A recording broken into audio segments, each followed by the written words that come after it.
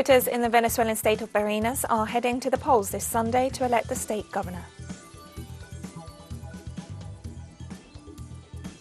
West African leaders gathered in Ghana's capital Accra on Sunday to discuss Mali's political crisis following months of increasing tensions over the timetable for restoring civilian rule.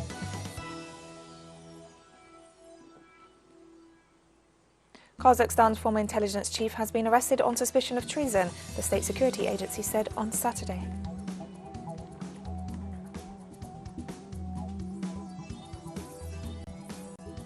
From the headquarters of Telesur English in Havana, Cuba, this is From the South, and I'm Katrina Goss.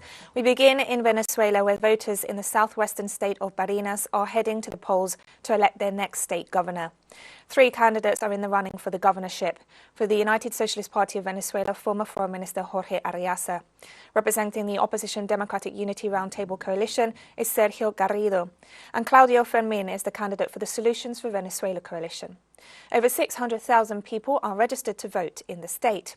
The regional director of the National Electoral Council confirmed that all voting materials and machines, as well as the necessary biosecurity measures, are in place for this Sunday's vote.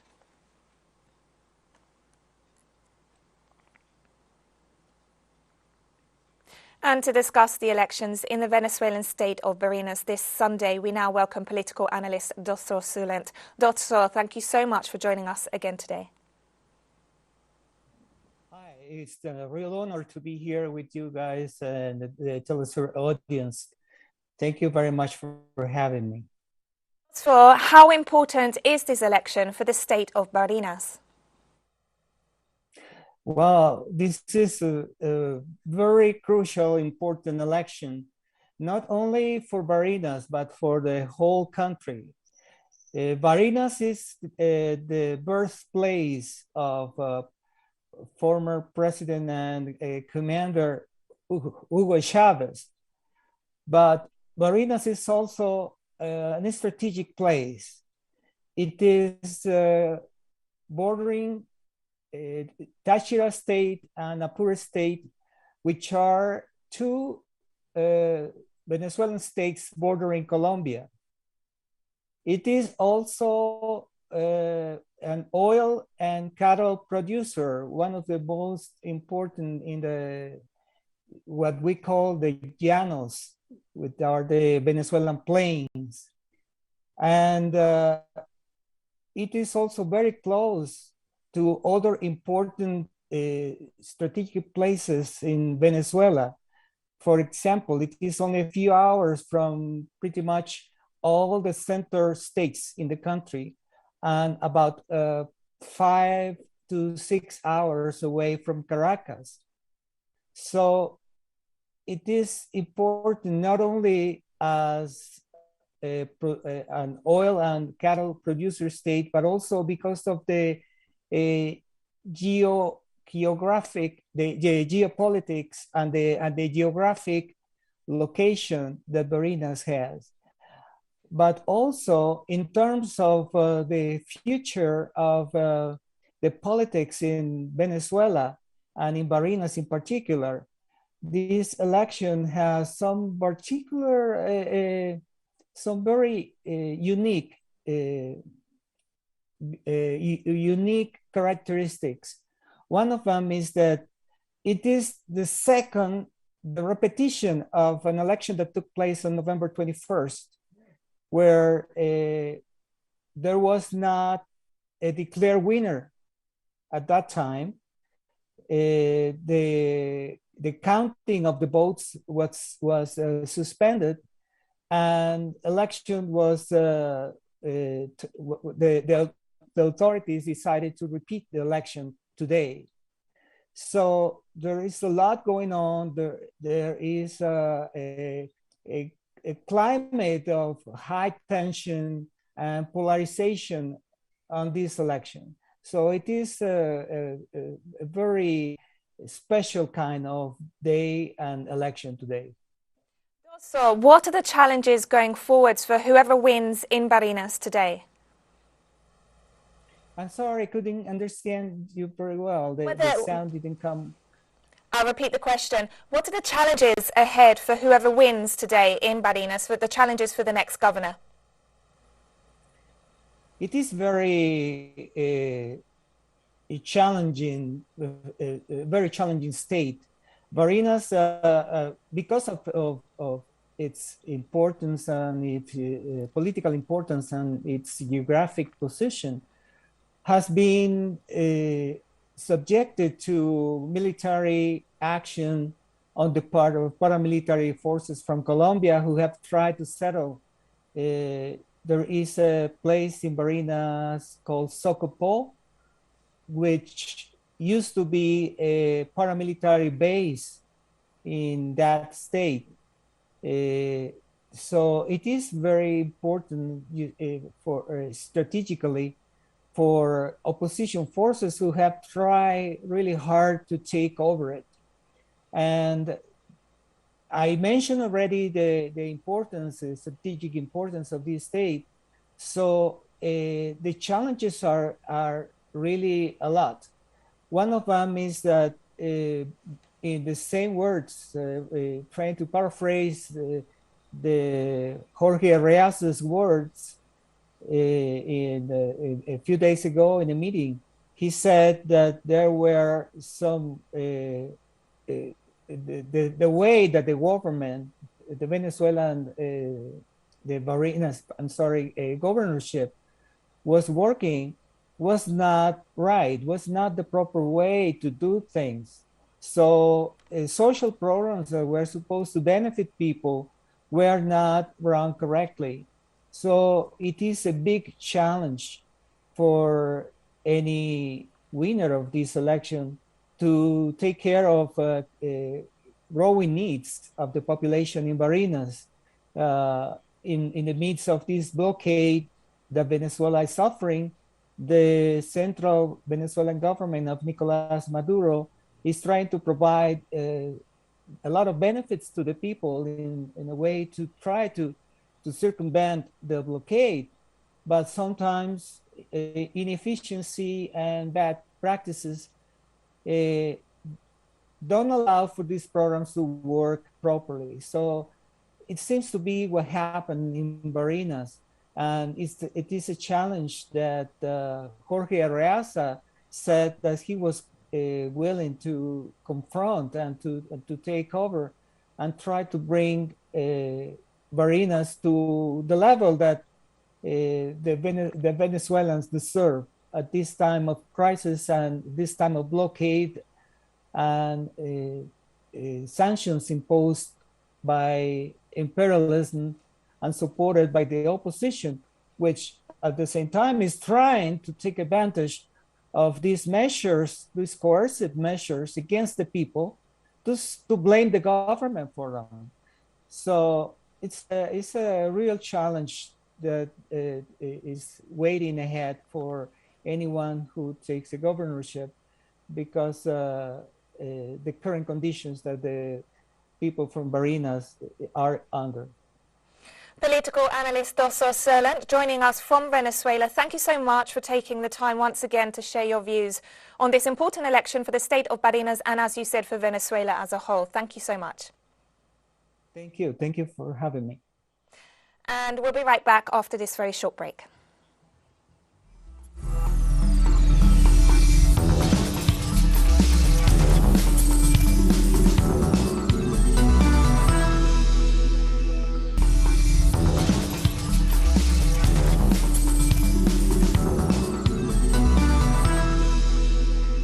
Welcome back to From the South. West African leaders gathered in Ghana's capital Accra on Sunday to discuss Mali's political crisis following months of increasing tensions over the timetable for restoring civilian rule after 2 coups and a military takeover in 2020. The extraordinary summit of the Economic Community of West African States is expected to address possible sanctions on the Sahel state over potentially delayed elections, among other issues. Mali's military submitted a last-minute timetable to restore civilian rule after its initial proposal of a transition of up to 5 years was rejected by the bloc. Last August, army officers led by Colonel Assimi Goïta toppled the elected President Ibrahim Boubacar Keïta amid street protests. Under threat of sanctions, Goïta subsequently promised to restore civilian rule in February 2022 after holding presidential and legislative elections. But he staged a second coup in May 2021, forcing out an interim civilian government.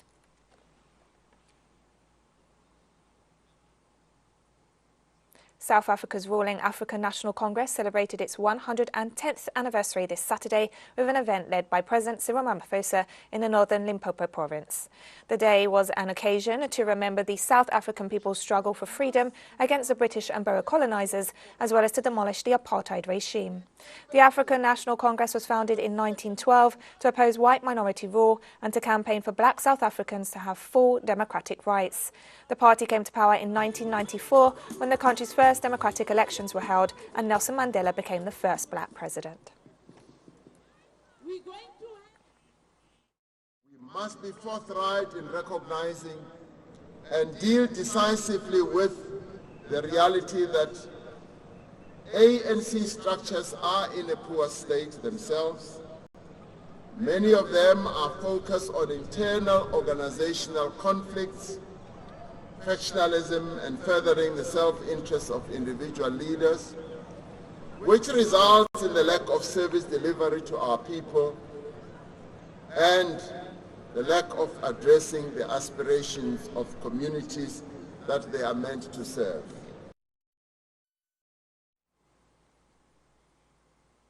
An Egyptian-Palestinian activist detained in Egypt for almost 2.5 years was finally freed and travelled to France after having to renounce his Egyptian nationality.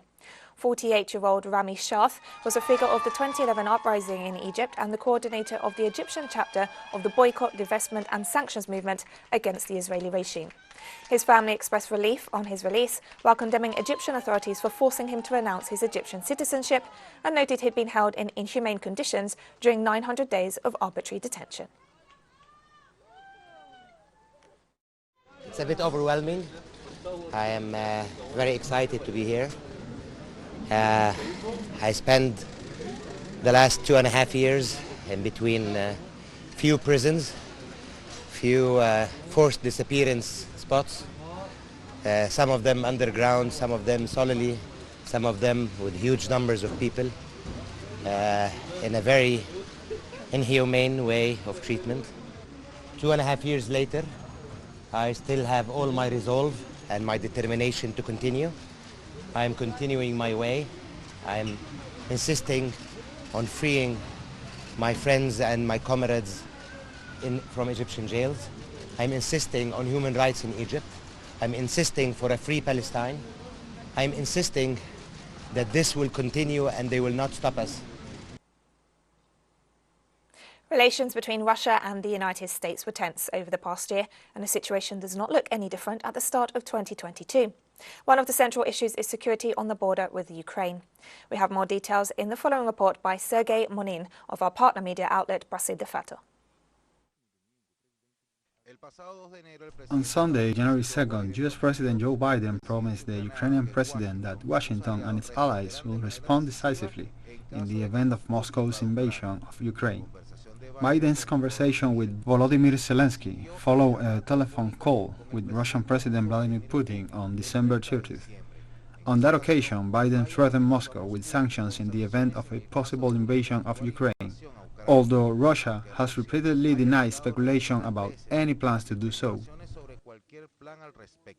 He made it clear to President Putin that if he makes any more moves and goes into Ukraine, we will have severe sanctions.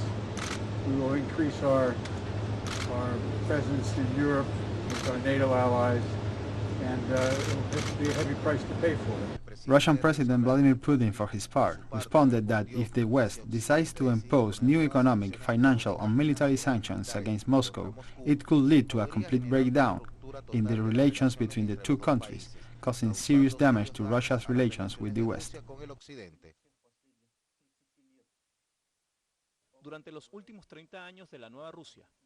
During the last 30 years of the new Russia, we have witnessed how the NATO political military alliance has made advances towards the east, seizing new territories. In this sense, of course, it was and it is a threat to the Russian Federation because Russia is not a member of the NATO bloc, but it is constantly under pressure from new military structures that are moving closer and closer to its border.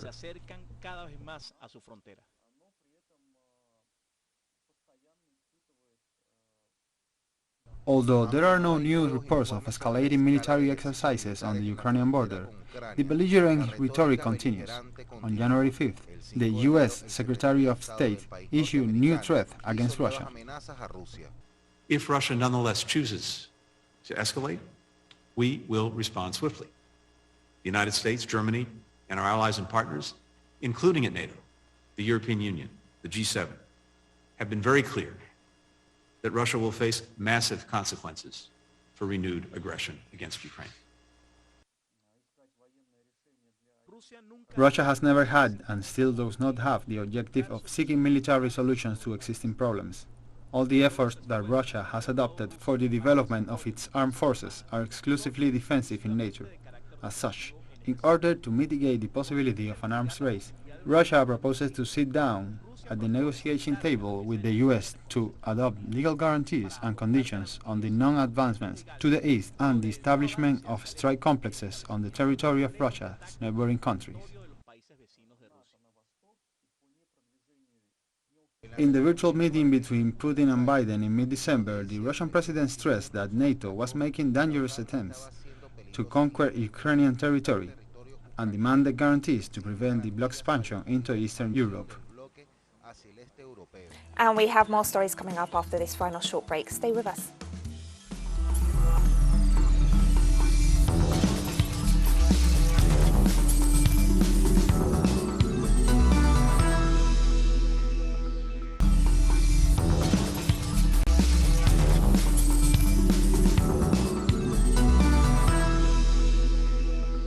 Welcome back to From the South. Kazakhstan's former intelligence chief has been arrested on suspicion of treason, the state security agency said on Saturday. The detention of Karim Masimov was announced by the National Security Committee, a body he headed until his removal this week. Masimov was a close ally of former President Nursultan Nazarbayev and twice served as Prime Minister. Meanwhile, authorities now appear to be back in control of the country's largest city, Almaty, which saw some of the worst destruction. But President Kassym-Jomart Tokayev stressed that terrorist attacks were still happening in some other places.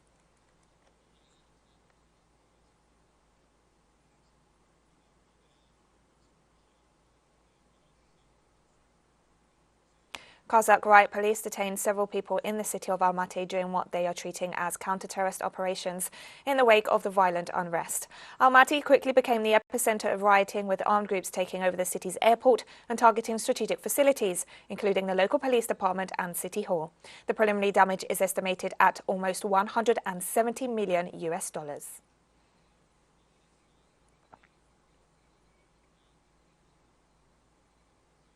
Russian President Vladimir Putin and his Kazakh counterpart Kassym-Jomart Tokayev held a lengthy phone conversation to discuss the situation in Kazakhstan following unprecedented unrest, the Kremlin said on Saturday. Russian military aircraft continued to transfer Russian and Belarusian peacekeepers to Kazakhstan following the request for support issued by the Kazakh president to the Collective Security Treaty Organization. In a statement, the Kremlin said President Tokayev had informed President Putin in detail about the situation in the country, noting that it's developing towards stabilization, while thanking the CSTO military alliance and especially Russia for its help in quelling the destabilization attempts that broke out earlier this week. The two leaders agreed to remain in constant contact and to hold a video conference meeting of the alliance in the coming days.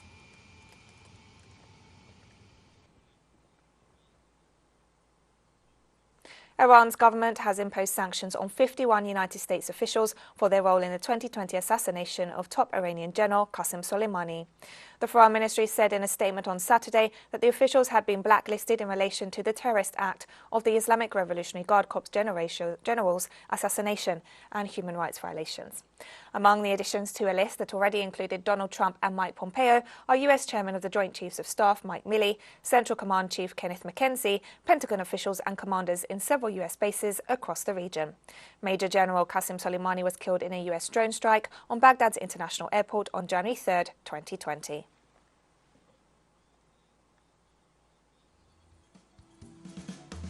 And we've come to the end of this news brief. Remember, you can find these and many other stories on our website at telesurenglish.net. You can also follow us on social media for all the latest news. We're on Facebook, Twitter, Instagram and Telegram. For Telesur English, I'm Katrina Goss and thank you for watching.